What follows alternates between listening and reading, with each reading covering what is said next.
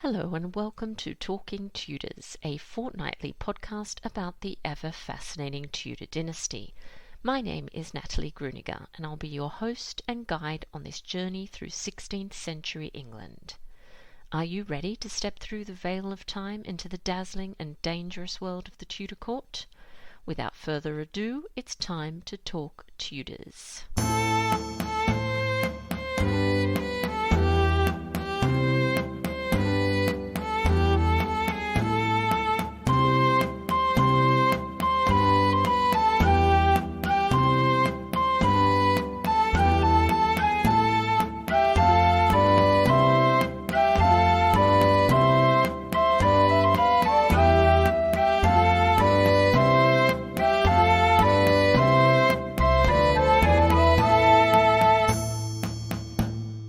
Hello everyone, welcome back to Talking Tudors, episode 132. I'm your host, Natalie Grueninger, and I'm so glad that you could join me. As always, I'd like to begin by acknowledging and thanking the wonderful listeners who continue to support this podcast via Podbean Patron, and extend a heartfelt thank you to everyone who's taken the time to rate and review the show. This really does make a difference. If you love the podcast and tune into every episode, perhaps you'd consider becoming a Talking Tudors patron. Just click on the Be My Patron on Podbean badge on the homepage of my website, www.onthetudortrail.com, or click on the Be a Patron button on the Podbean app. Join the Talking Tudors patron family, and in addition to receiving lots of Tudor-themed goodies, you'll be automatically entered into our patron-only monthly giveaways. October's prize is a copy of My Hearty Commendations, the transcribed letters and remembrances of Thomas Cromwell by Caroline Angus. Thank you to the author for sponsoring this wonderful prize. All patrons are also eligible to attend monthly Talking Tudors live talks, which take place on Zoom. These events are exclusive to patrons. On the weekend of the 23rd and 24th of October, I'll be chatting to Gareth Russell about Catherine Howard and the Tudor Queens. Please get in touch if you'd like to register for this event. You can also support the podcast and share your love of Tudor history with the world by buying Talking Tudors merchandise. There are a number of designs and products available, including phone cases, mugs, notebooks, and apparel. Check out all the products at talkingtudors.threadless.com. I'd love to see pics of you wearing or using your Talking Tudors merch, so please do tag me on social media and use the hashtag #ILoveTalkingTudors. Now, on to today's episode. I'm thrilled that joining me on the show to talk about Hans Holbein the Younger is Franny Moyle. Franny is the author of The King's Painter, a look at the life, times and extraordinary work of the Tudor artist Hans Holbein the Younger. Having grown up surrounded by artists, she won a scholarship to Cambridge University to study literature and history of art. She first pursued a career in Arts TV, where she led the BBC's Cultural Office as its Commissioner for Music and Arts. Turning to writing in 2005, she has produced 4 critically acclaimed books focusing on British cultural figures, including the Pre-Raphaelite Brotherhood, J.M.W. Turner and Constance Wilde, wife of Oscar. Her look at the PRB, Desperate Romantics, was adapted into a 6-part series for BBC TV. Both The King's Painter and her biography of Constance Wilde featured as Radio 4 Book of the Week. In 2014, she returned to St John's College, Cambridge, as a visiting fellow. She's a trustee of Turner's House in Twickenham and lives between London, Shropshire and Provence. Franny has 3 children, 2 cats, a dog and a husband. Our conversation's coming straight up after this short musical break, courtesy of guitarist Jon Sayles.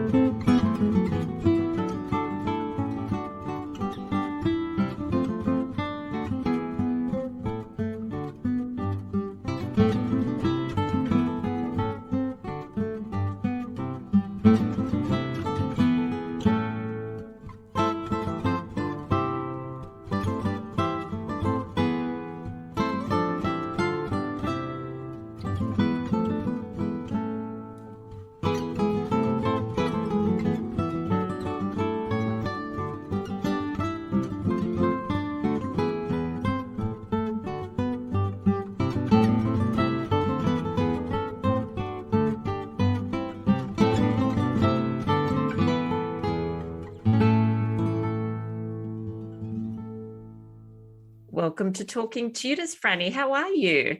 Oh, great. Thank you very much for having me. Oh, it's wonderful to have you on the show. Now, I suppose a really good place to start is you just introducing yourself to our listeners and just telling us a little bit about your background. Well, a million years ago, I studied the history of art at Cambridge. That was my degree. And then I veered off into arts television for a 20-year career before realizing that I really wanted to go back to my roots. So in 2005, I turned my back on telly and began writing. And so The King's Painter is my fourth book. But most of my focus is on British art.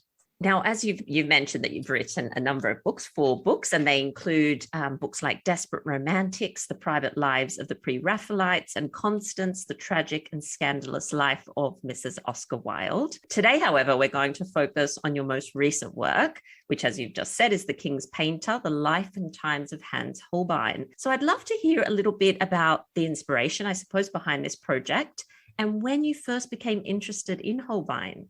Increasingly, what I have found is that British art is sort of underrepresented on the world stage. You know, when you go to bookshops, if you do a sort of straw poll there, you know, of what books sort of dominate the bookshelves, you'll see the French Impressionists, you know, you'll see the Italian Renaissance. And there is, you know, British art is a quieter, slightly understated part of art history. And that's really why I started with the Pre-Raphaelites. I then went on and did a big biography of J.M.W. Turner, because I just wanted to try and sort of put the story of British art out there again.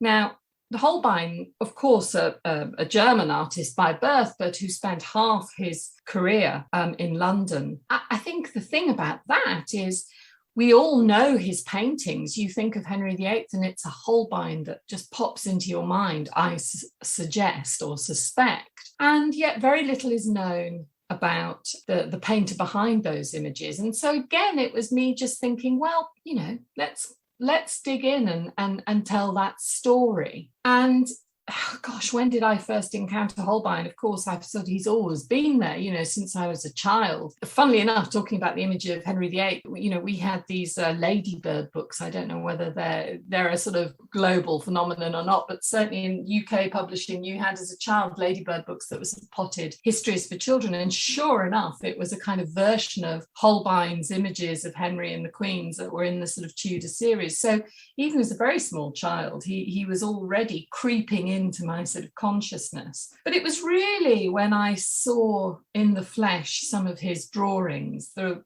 Royal Collection did a wonderful Holbein exhibition quite some years ago now. But I remember looking at those and thinking, my goodness, you know, really, out of the whole of the history of art, there are very few artists who can really make it feel as if what you're looking at is about to blink. Yes, I think some of his portraits are just unbelievable, aren't they? You just keep staring and waiting exactly for them to move. Absolutely. Now, I totally agree with you. I think all of our listeners, whether they know it or not, have seen a Holbein if they've been looking into the Tudor period. But like you say, we don't really hear very much about his early life, his family. What can you tell us about that? Well, he was born in Augsburg in Bavaria. And he was born into a family of artists. His father and his uncle together ran a very successful workshop in Augsburg. And his father was an extremely eminent painter, also called Hans Holbein, so now known as Hans Holbein the Elder. And our Holbein, if you like, is Hans Holbein the Younger. And his brother was also an artist. So I suppose this fits the sort of late medieval tradition of, you know, workshop practice. Clearly, he was spotted as being a huge talent, I think, very early on. His father rather lovingly sneaks portraits of the young Hans into a couple of his devotional pieces. But the tragedy of Holbein's story as a young man is that his father goes bankrupt when he's about 15. The workshop splits. His father and his uncle fall out, it seems. His uncle moves to Bern in Switzerland. His father goes to Issenheim. And Holbein and his elder brother Ambrosius together move to Basel in Switzerland and sort of start anew, really, sort of lost boys. But they are instantly very, very successful, or at least Hans is instantly very, very successful, and Ambrosius moderately successful. And I think it's probably because news of this young prodigy in Augsburg went ahead of him. I think, he already perhaps had something of people had heard there was this extraordinary young man, because he finds work very, very quickly. And he's really based in Basel until he comes to London in the late 1520s. And can you tell us a little bit more about some of those works that you mentioned that his father did that in fact feature the young Holbein? Yeah, well, I can tell you if you want a story about how I discovered what now we think is the earliest portrait of Hans Holbein the Younger by his father. There's a very famous image of a sort of a group family portrait that Hans Holbein the Elder smuggled into a devotional work. Now, this devotional work is part of something called the Basilica series. This was a series of paintings of Basilica, funnily enough, and the stories associated with them that were painted for nuns in St. Catherine's Convent in Augsburg. And the idea was nuns weren't allowed to go on pilgrimage. So instead, they could look at an image of a place that monks would be able to visit in person because they're nuns, they couldn't go there. Anyway, in one of this Basilica series, the series dedicated to St. Paul without the walls in Rome, there is an image of the baptism of St. Paul. And in the corner, Hans Holbein the Elder has smuggled a picture of himself and his two sons into the corner. And this was painted in 1504. And it's an odd little group because although they're standing right next to an image of Paul, Hans Holbein the Elder is quite clearly pointing not at Paul, but at his young son Hans, who would be 7 in 1504, just about in that painting. And Ambrosius, Hans the Younger's elder brother, is wrapping his arms around his brother. So all the focus within this group is on Hans. And this is why I say that I suspect from very early on, he was significant to the family. There was something magical about this child. I went to look at this painting, which still hangs in the building for which it was originally intended, because now what was St. Catherine's Convent has been subsumed into the art gallery and museum in Augsburg. And so I went, of course, to look at this, to pay homage to this very early image of Holbein the Younger by his father. And it was one of the last pictures I viewed in the gallery. And so beforehand, I had dutifully looked at every single painting by Hans Holbein the Elder and of course his contemporaries, as I sort of did my own pilgrimage. As I was looking at the painting, I thought, no, there's another child. There's another Hans Holbein the Younger, in this gallery, I swear. And I went back, and in a memorial painting that for the Walter family that Hans Holbein the Elder had made 2 years earlier in 1502, lo and behold, there is a little portrait of an even younger Hans Holbein the Younger, this time smuggled into the story of the miracle of the loaves and the fishes. And according to the Gospel of St. John, it's a little boy who presents the fishes to Christ, who then, divides up the loaves and the fishes and feeds so many people. And this little boy is a 2-year younger version of the other little boy I'd just been looking at, without doubt. And this little boy is in contemporary 16th century dress. He's got the same little tunic as the other little boy, the same little belt with its little work box and a cloth. And whilst he's in contemporary dress, no one else in the biblical scene is. Everyone else is in biblical robes. So that this is, of course, Hans Holbein the Elder telling us, no, this is my son, here now, look, he's dressed as you will see him running down the street. When you make a find like this, you sort of do a sort of weird you check yourself. And I thought, well, this cannot be that there is a painting hanging on a wall in a national gallery and no one has spotted that there's an early, this is impossible. I've obviously missed the reference. So when I got home, I went through every book I could find on Hans Holbein the Elder, every article. Nowhere could I find that anyone had spotted this. So I then approached one of the leading academics on Holbein the Younger and said, am I mad? Is this me? Have I really found this portrait? And he looked at it and he said, yes. And I think Holbein's brother's in there as well. So he actually made another discovery. So then we were both really excited, and he went off and checked all his colleagues, including the head of the gallery in Augsburg. And lo and behold, it was a discovery. And so anyway, forgive me for a rather self-indulgent story. But the point is that I think this does signify there was something special about this child. A long way to say it. Sorry. Oh, no, that was fantastic. What a wonderful story. And I think anyone who's ever researched anything, written a book can understand how incredibly exciting that must have been. And I think it offers hope, Franny, that there's still so much out there that we haven't yet discovered, which I love.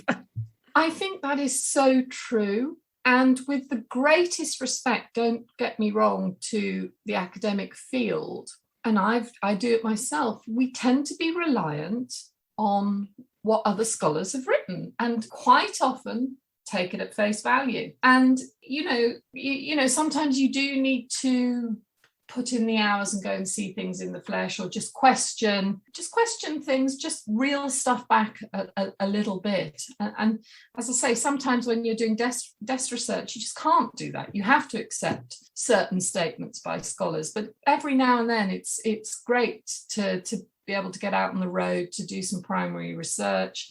And lo and behold, as you say, there is still stuff out there. I mean, how people have missed this, I do not know, but they'd been looking for other things in that painting. They'd not been thinking about it because the other portrait perhaps is again and again and again and again cited as the earliest and most significant painting. So no one was looking for another one. I don't know why, but yeah, there is still a lot out there. Fantastic. I love that story. And so let's talk a little bit more about Holbein's early career. So you've said he was obviously incredibly talented, and that people knew that quite early on. So what sort of commissions was he working on in this early point in his career? So when Hans Holbein the Younger went to Basel in 1515, he was still a teenager, and he was not a master of a guild. Now, the guild system had which is a bit like a sort of trade union, to want to make a sort of not quite appropriate comparison, but it's the nearest thing I can sort of think of. And it had very stringent rules. Young artists were not really supposed to be branching out on their own, or at least certainly not signing their works unless they were an accredited master of a guild. Now, of course, Holbein was not an accredited master of a guild and wouldn't be for a few years, but that didn't seem to hold him back at all. He seemed to break all the rules. And again, I wonder whether it is because he was considered special from the start. Very early on in Basel, he began illustrating. Basel was a huge printing and publishing centre, and he began providing sort of Renaissance style illustration for one of the leading publishers. In fact, he began working for all the publishers, but most famously for Froben, who was a big publisher. And he began signing his illustrations, again, slightly in contravention of guild rules. He very quickly was commissioned by some of the most, in fact, the most senior figure in Basel, Basel's young mayor, out of also called Jacob Mayer, spelt differently. This is a man of extreme wealth who could have had the pick of the best artists in Northern Europe. But it was Hans Holbein who painted his portrait, and he did a series of other important portraits in Basel, notably of Erasmus of Rotterdam, who was there, and the circle of Erasmus as well. He was part of a humanist circle. And he also, not surprisingly, for a pre-Reformation Switzerland, he was commissioned to do a lot of devotional paintings, very famously the Darmstadt Madonna, the Solothurn Madonna. And the other thing he very quickly was commissioned for were these huge scale frescoes. He was a painter who could work with ease or at an enormous scale, which I think is also one of the extraordinary things about him. Basel's houses at that time, as many of them are actually still today, and certainly actually this is true of Augsburg as well. If you visit these today, you still can see this. Not only were they highly coloured, but they were often highly decorated. And he was commissioned to do these astonishing trompe-l'oeil facades for houses and buildings that made what were actually flat surfaces look like intricate, fantastical architectural sort of follies with niches and balconies and twisting staircases and, sort of fantasy buildings. And I think that's important because I think the one thing we forget about Holbein until we get to the ambassadors and his anamorphic skull is we forget that he was the utter master of perspective in his moment. No one could come close, not only to his ability to render trompe-l'oeil, persuasive perspective, but also, of course, anamorphosis, this sort of strange scientific perspective, which is even more magical, where objects that have no sense suddenly become something when you stand at a particular position in relation to them, and seem to float beyond into a sort of new dimension beyond the sort of canvas so all those things were already in his output, if you like, in Basel.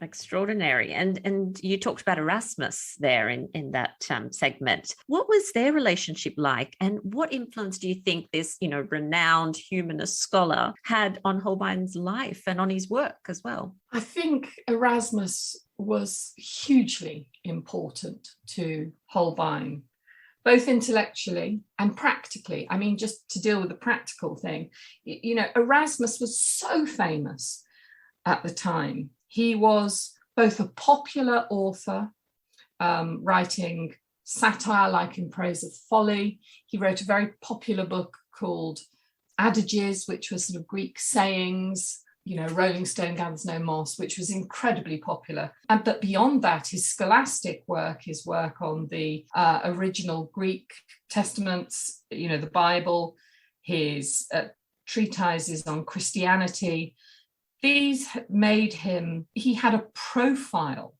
where he had access to any court in Europe. He was the intellectual that the kings and princes and, the sort of pontiffs of the time, everyone wanted a piece of Erasmus. So he had an international network, certainly a pan-European network of contacts.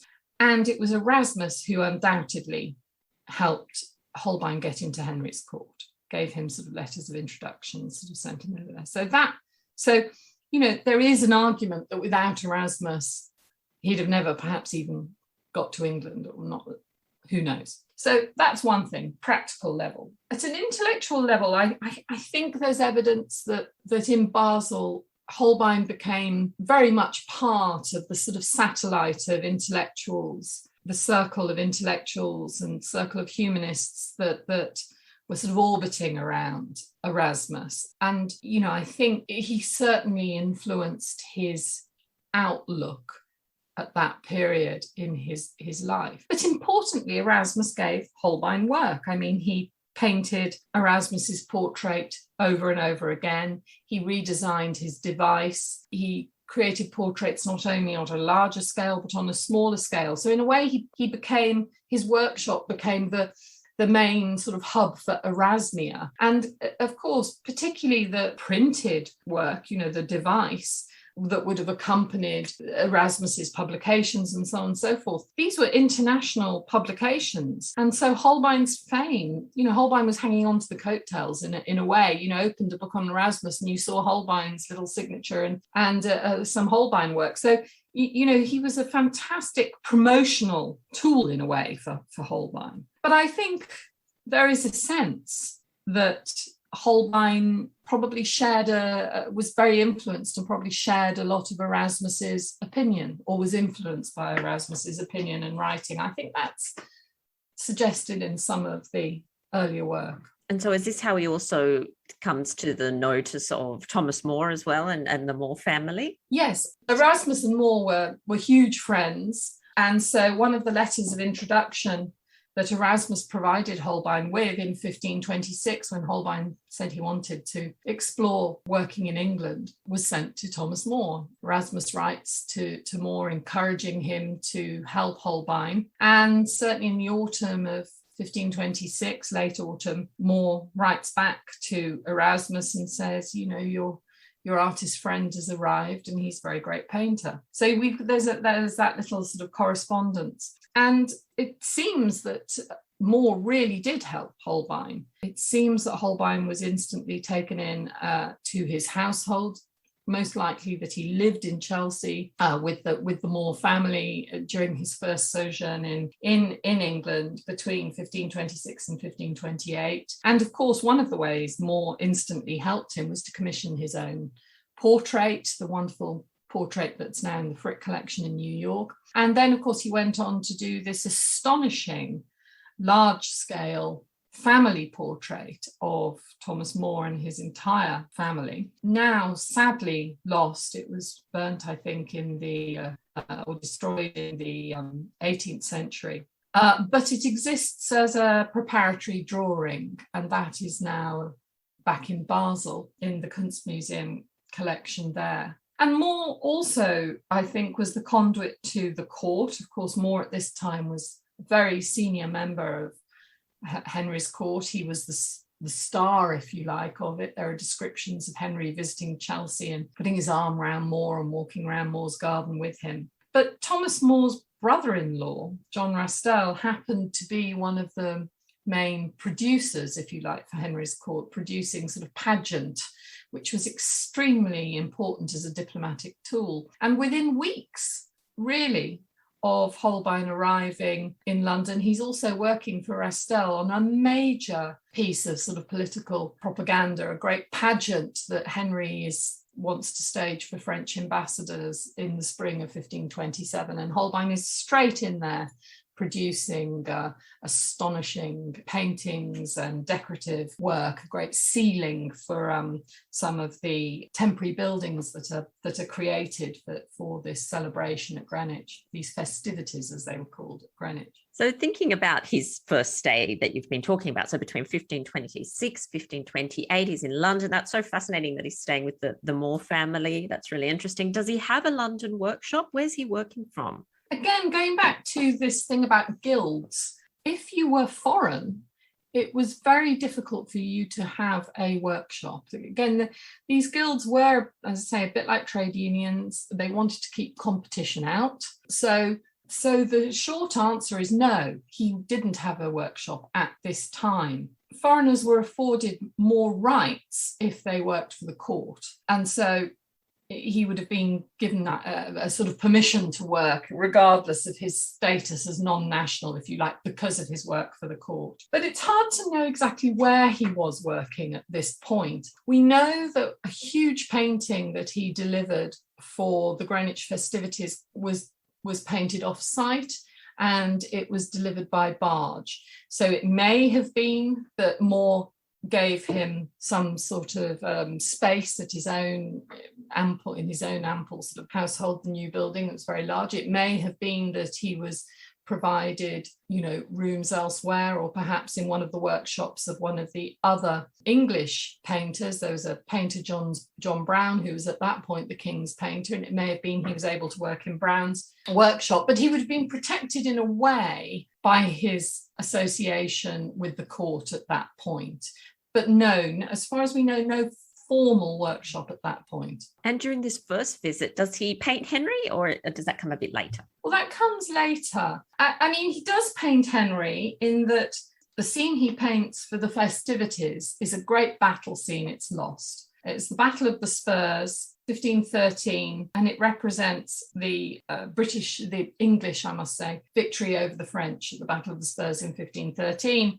And it would have depicted in that battle scene a young Henry. So yes, then he did paint a version of Henry, but it is long lost. The other thing he did do, however, at this stage, was he made a design for astonishing sort of Renaissance patterns and imagery on Henry's show armour. Henry did a special joust to which the French ambassadors were invited. He appeared in this astonishing gilded, shining, golden armour that was completely covered with the most ornate Renaissance design and motif that was by Holbein. A copy of that armour, which Henry gave to the French ambassador, is now in the Met in New York. So he was certainly engaged with the image of the king at that point.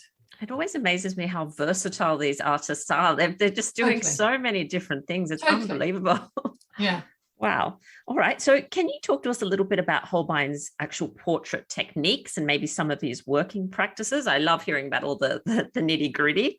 His preparatory studies are pretty uniform. He would make a drawing on paper. By 1526, he was drawing increasingly in sort of chalks. Before that, he was drawing in silver point, which is what his father would have drawn in. And a little later, he widens his repertoire to include chalk as well. He would have made a drawing. And what is quite clear is because so many of the portraits he delivered, we have both the preparatory studies and the finished portrait, and they are so similar, it is quite clear that he transferred the drawing directly onto the medium that was intended for the finished work. Now, that was sometimes parchment, sometimes paper. More often than not, it was wood, and sometimes it was canvas. And so what he would use is a little device called a pouncing wheel, which was a little wheel on a stick, and the wheel had little sharp points, so that when you rolled it along your outline of your drawing, it would make tiny little holes in the drawing, and you could then blow chalk through it, or you could transfer dots, which then transfer the outline. So his technique is one of transfer 9 times out of 10, and sometimes you can see he's scaled a drawing up or down. So he's used an original drawing, but they are, again, so similar that he's obviously using instruments to very carefully scale up or scale down. So what is clear is that he doesn't want to deviate, or he wants to minimize the deviation from his initial impression, which is as close to life as he can make it. So this desire for verisimilitude, for proximity to the actual sitter is quite clear in his practice. And in terms of miniatures, Franny, how did he do his miniatures? Were there preparatory sketches for miniatures as well? Yes, it seems to be exactly the same. He would have done a larger drawing, and then, because again, some of the drawings do seem to relate to miniatures, he would have done a larger drawing and scaled it down using instruments, and then probably working with a big magnifying glass, because the detail on the miniatures, I had the real privilege. There's a miniature of Anne of Cleves in the V&A, and I had the absolute privilege of being allowed to look at it under a microscope. And you cannot believe, this is a miniature that is just a few centimeters in diameter. And when you look at it under the microscope, you can see every eyelash, every strand of hair on the eyebrow. You can see pearls rendered with light and shade. It takes your breath away. So he must have been working with single hair brushes and under some form of lens. Not that much is known about the magic of miniature, and certainly scaling down, because the Anne of Cleves is a case in point. It is a very, very close to the original large-scale portrait that's in the Louvre. And so he obviously works with some sort of mathematical tools to scale down and scale up. That's amazing that you were holding that, Franny, and imagine how close Henry had that to his face when he had a good look. And it must have been in his hand or in his pocket at some point. Yes, I know. It's mind-boggling, isn't it? It really just makes your head kind of go, oh. And I want to talk to you about a specific portrait miniature that's kind of been in the news a bit lately, we could say. That's of a young woman in a gold dress and jewels that in the 18th century, and most of our listeners will probably know it as Catherine Howard, that was identified as Catherine Howard in about the 18th century. However, I believe you've proposed recently that it may in fact be Anne of Cleves in just more English attire. So what led you to start thinking on this track? Well, I think this is a great example of what we were talking about earlier, of people kind of going with what's been written. And, sometimes that's about being polite, sometimes I think, or a sort of not polite. That is about an academic respect. If a particular work has been identified by eminent people, and if in attribution in the Royal Collection something is said has been identified as Catherine Howard, that just carries on then in legend, that just keeps going. It keeps getting cited as Catherine Howard until people just accept that attribution and don't question it. And I would have had no reason necessarily to question that attribution either, except for I happen to have printout, a reproduction of that miniature on my desk, and next to it, printout of the Anne of Cleves miniature on my desk. And they just happened to be next to each other. And I was shuffling around amongst some papers and I just looked at them. And to me, it was like it was just like the young Hans Holbein thing. It was so obvious to me that this was the same woman. And once I'd seen that, I could not unsee it. I just couldn't. And I blew them up and blew them down and started asking the members of my family if they thought it was the same woman. And why had no one else seen this? So from that point, just a pure observation, I began to ask myself, well, it looks like Anne of Cleves. Could it be her? Now, why does it look like Anne of Cleves? Well, if you put the two miniatures together, the difficulty is one is full face. The Anne of Cleves miniature in the V&A that is full face. The Catherine Howard, allegedly, miniature is in 3/4 profile. So it's difficult to make a comparison directly because they are in different attitudes. Nevertheless, they share some considerable likenesses. The length of the nose, the shape of the mouth, and also the mouth is held in the same position, a little bit like a Mona Lisa smile, which is very specific to Anne of Cleves. But for me, what really makes the comparison persuasive is the eyes and eyebrows. Unlike the other women Holbein paints, his pictures of Anne of Cleves shows a woman with very heavy lids. Her eyelids are really quite specific. They are large and heavy, and it gives her a slightly soporific look. And she also has quite thick eyebrows. And to me, these miniatures were undoubtedly of the same woman. And the date, which people have always attributed as 1540 to the Catherine Howard miniature, of course, is good for Anne of Cleves, because in 1540, of course, she was married to Henry in the January. So I needed to find a good portrait of Anne of Cleves in 3/4 profile to continue, if you like, the physical comparison. A wonderful researcher and writer called Heather Darcy, who's recently written a biography of Anne of Cleves, had discovered or rediscovered a very good 3/4 portrait of Anne of Cleves by Barthold Brunn, who was the Cleves court painter, in the Rosenbach Museum in Philadelphia. And I got a copy of this image. And this is in 3/4 profile. And although it's not by Holbein, it's by Brunn. When you put the Rosenbach 3/4 profile next to Catherine Howard, suddenly the physical evidence, if you like, strengthens. They look very similar. And those heavy lids are there.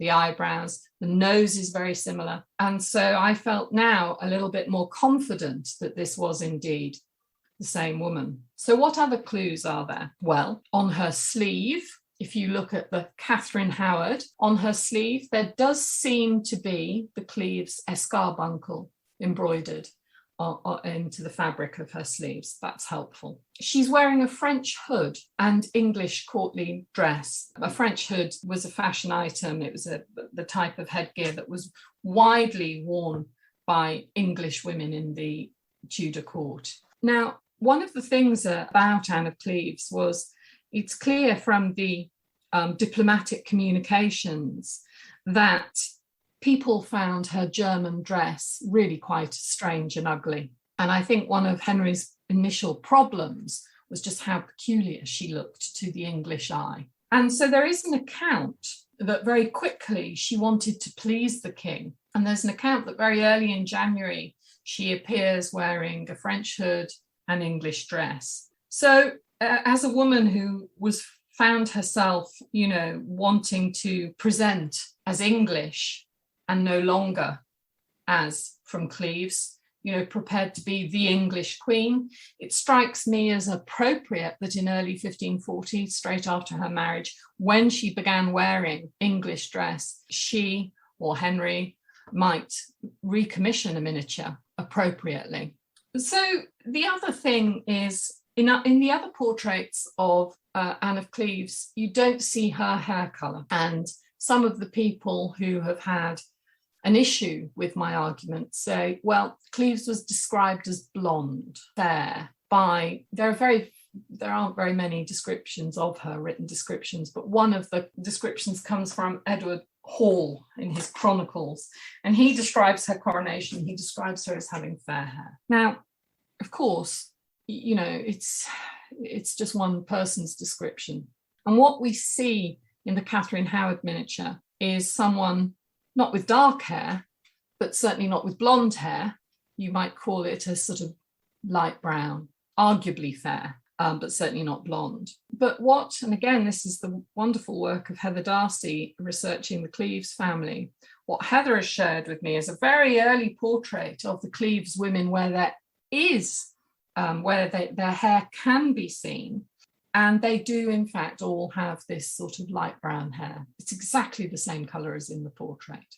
So I think one begins to build an argument to support, if you like, what my eyes are telling me, that this is Anne, not Catherine. And then if you look at Catherine, you hear descriptions of her as a rare beauty, a fresh beauty. We know she was only about 17 when she was married. And then you look at the Howard miniature, and this seems to be an older woman in her mid to late 20s, as Anne of Cleves was. Doesn't seem to be a 17-year-old girl. She seems older. And without wanting to impose a sort of modern, it's very hard to describe what beauty is. It's always in the eye of the beholder. However, it's hard to ascribe the term of fresh beauty to the Howard miniature, in my view. I think there are other Holbeins that lend themselves more to being of Catherine Howard than this. She's wearing royal jewellery, the Catherine Howard. She's wearing some of Jane Seymour's jewellery. And we know that that jewellery that can be seen in the Howard portrait was in the inventory of Howard's possessions after her execution. And again, that has been used to support, if you like, the Howard attribution. But of course, what Henry did always was, once one queen had gone, he took the jewellery and gave it to the next. And so equally, that argument does in fact support the Anne of Cleves attribution, because Henry would have almost certainly made Jane Seymour's jewellery, put it at Anne of Cleves' disposal, only then, of course, to take it off her and hand it on to Catherine Howard. But that's what he did. I mean, there are, we know Jane Seymour wore Catherine of Aragon's jewellery. We know Anne Boleyn, that Henry just handed his wife's jewellery down to the incomer. So that's my case. I have to say that Heather Darcy and a number of other historians do agree with me. I hope she won't mind me saying this, but I am in contact with them, and they had already, funnily enough, come to the same conclusion. It's just that I happened to be the first one to write it down. That's just a bit of happenstance. But I think the arguments are strong, actually, really strong. And I think once, like you say, once you see it, it's very difficult to unsee it, which is, and I encourage well, I'm you. glad you think that. Yeah, I mean, oh to no, me, I it was do. like I was like I've been hit by a thunderbolt. The minute I saw it, I just could not unsee it. And if you look at the Rosenbach portrait by another artist, to me, it's obvious, yes. but well, there you go. Yeah, and I encourage everyone listening to have a look at the portraits we've been discussing, and hopefully I'll be able to share some of those on social media so that you can see and make your own, thoughts and decisions. It's a fantastic, really interesting discussion. I love it. So let's talk just briefly about Holbein's later years. So he leaves and then he returns to England. Is that right? Yes. Again, the old guild system, as a master in Basel's guild system, he was given certain privileges, but he would lose those privileges if he left the city for more than 2 years. So, he had a family, he had a workshop still ticking over. He had to go back, if you like, to renew his commitment to his citizenship of Basel.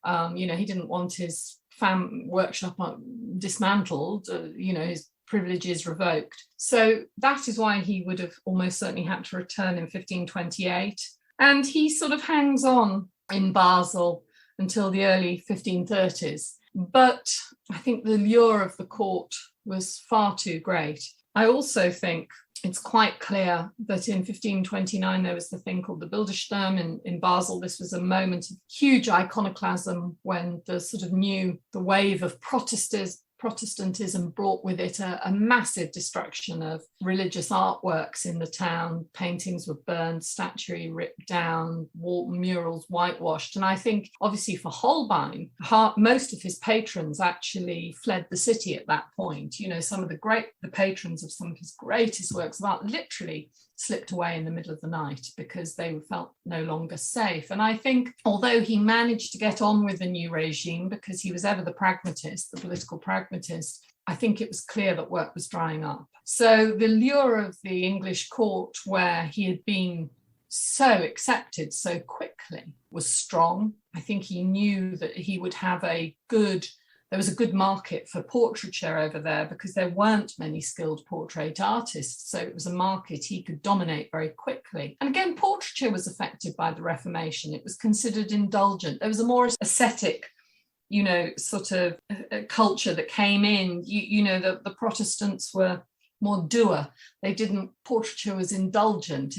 So that sort of dried up as well when this much sparser kind of mentality in terms of the commissioning of art came into Switzerland. Whereas, England at that time was strongly Catholic and portraiture was on the up. So it's a sort of, to use a current phrase, it was, I think, a bit of a no-brainer for Holbein to move over there. So by 1532, he's certainly back in London. I mean, but what a different London from the one he left, because Thomas More was no longer the great golden star of the Tudor court.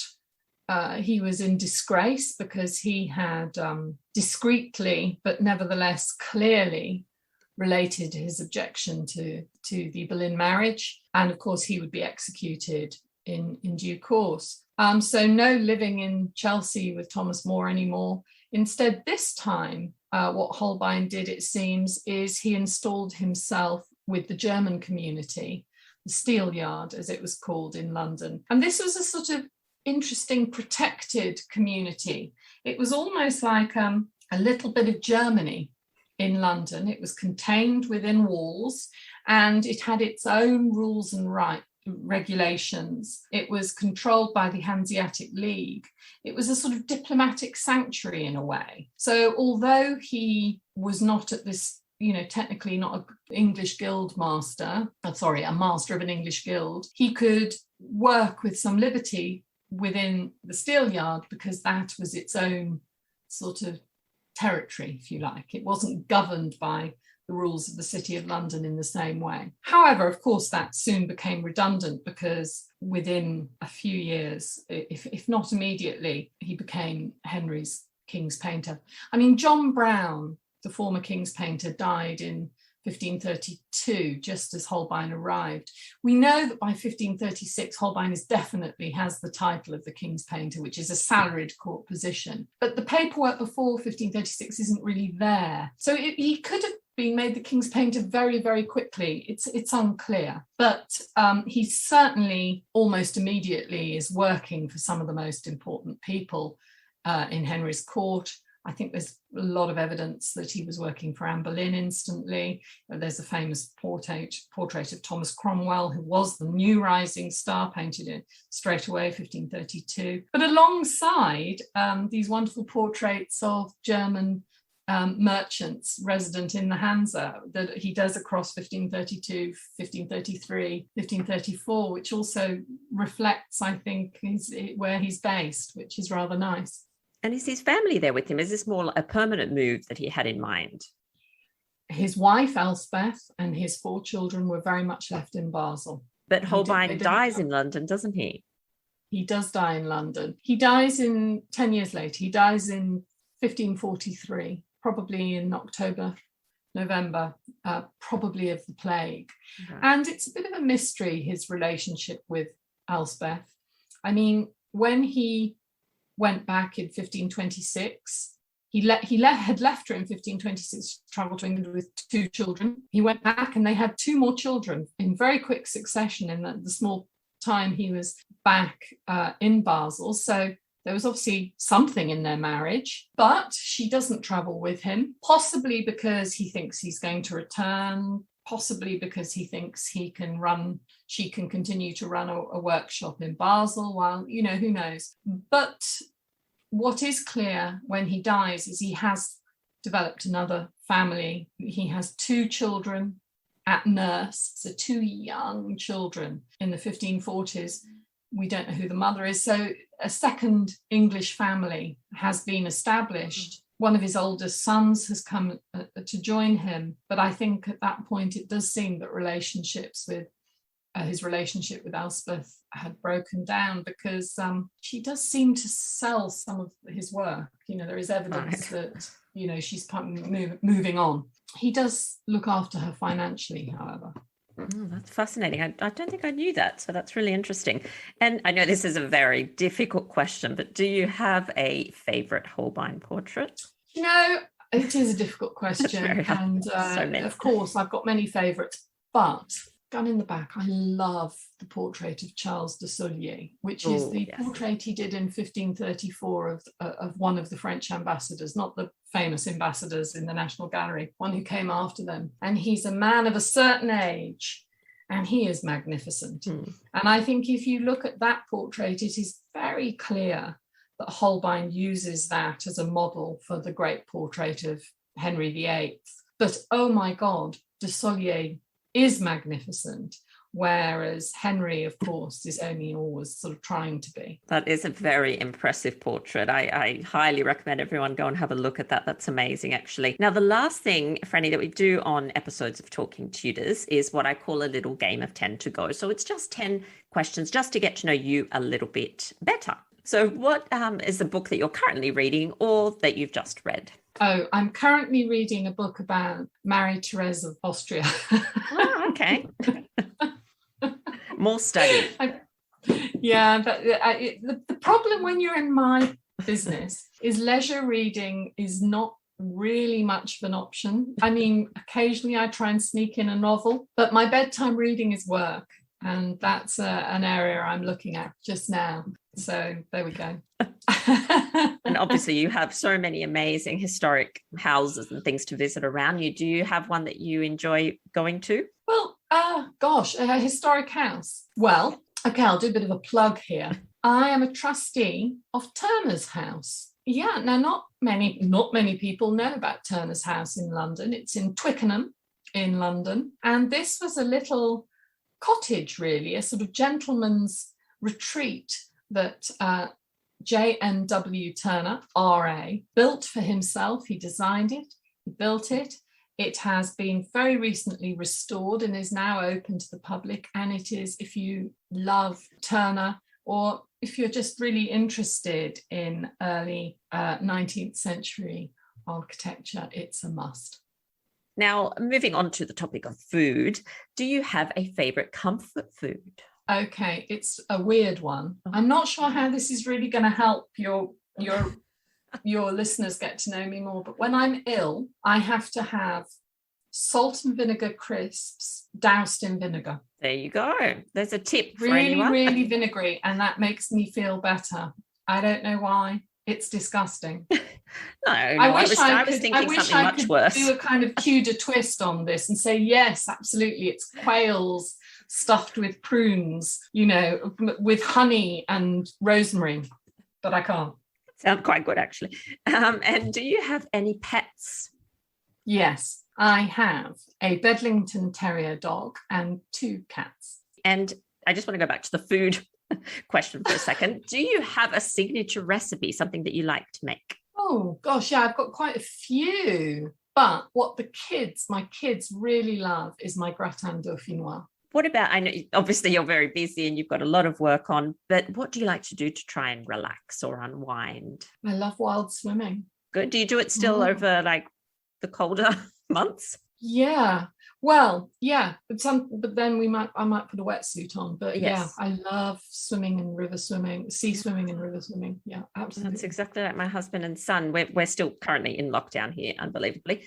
But ocean swimming has been their like lifesaver over the last 3 months. It's like a meditation, they say. Yes. So it's really good. I get a lot of my best ideas when I'm swimming. I was swimming quite recently and managed to sort out the chapter structure for my new book. Always working. And what was your favorite? Maybe we can guess this one. What was your favorite subject at school? Yeah, it's always been art and art history. It really has. That's great. So you knew early on what you wanted to do, which is good. I knew I wanted to communicate stuff about the arts and the arts I loved. Yes, always. And lucky last, what is something that you'd love to learn more about, a subject or an area? Oh, I would love to be able to speak Arabic. Oh, languages, yes. Do you speak languages, Franny? Just French, really. Very helpful. No, I speak a fluent French, but one of my projects, I think, if I can find a bit of headspace, is to try and get an evening class in Arabic. I also feel that you inhabit a different personality when you speak a different language, and I'm definitely a slightly different version of myself when I'm speaking French, and I'm fascinated to explore the sort of Arabic. I really am. I'm very excited about that. Yeah, I hope you get to do that, definitely. And sorry, last thing, final question is for a Tudor takeaway. So I ask all my guests to make a suggestion that our listeners can go off and check out after the episode. Sometimes people have websites, books, songs to listen to. Do you have a Tudor takeaway for us? Yeah, now I did wonder whether some of your other contributors may have suggested this, but you will tell me. There's a wonderful site, British History Online. Are you familiar with this? Yes, yeah. Have other people recommended this? It's been a while, but I think someone has at some point, because I've done quite a lot of episodes, but that's okay. But it's www.british-history.ac.uk, and what you can get via that website is, if you look for Henry VIII letters and papers, you can get all the court documents. So you can just sit down and read all the ambassadors' reports, letters to the king, his responses. It's the most wonderful resource, and it really puts you right at the heart of the Tudor court. I totally agree with you. I actually, in preparation for writing a book that I'm sort of coming to the end of, amazingly, I spent 6 months just reading the state papers for 2 years. And it was amazing, the things you can learn and the details and the things you don't often hear about. So I totally agree with you. I think that's, you were talking about there's always stuff to find. I think those...